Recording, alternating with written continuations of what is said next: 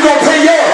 You've been saying, Lord, if you bless me with a job, I pay my tithe and sow my seeds. But what happens when your lights are about to get cut off at 10 a.m. in the morning and all the money you have is you got to make a choice to pay your tithe or to pay the bill? God said it's not time for you to say it.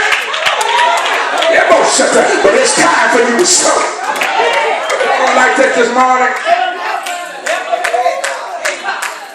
I see it right here in the text.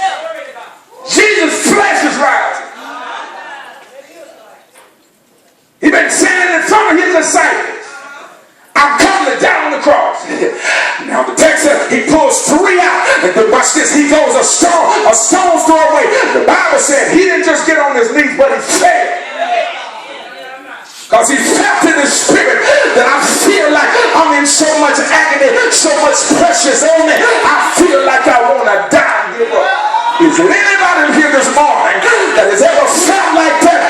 You smile when you're at church. You have fun when everybody's around you. But when you get in your private space, all you do as the fountain of your soul begin to come on, you begin to cry for no reason.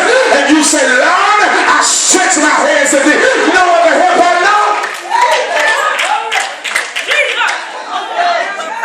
I came to tell somebody when the right amount of pressure hits. I'm going to say it like this. Pressure will bust a pipe. What I'm trying to tell you is, people will tell you that I love you. But when the right amount of pressure is applied, whatever is lying dormant in their flesh, don't get exposed.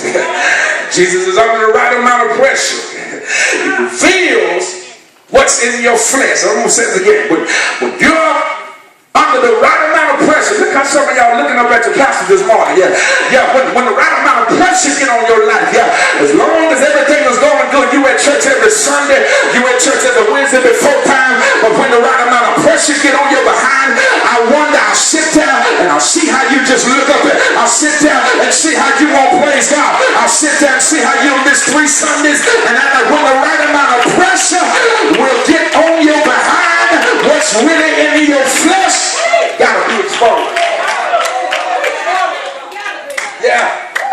Text said that he has to wrestle with himself for 3 hours, from 9 p.m. until 12 a.m.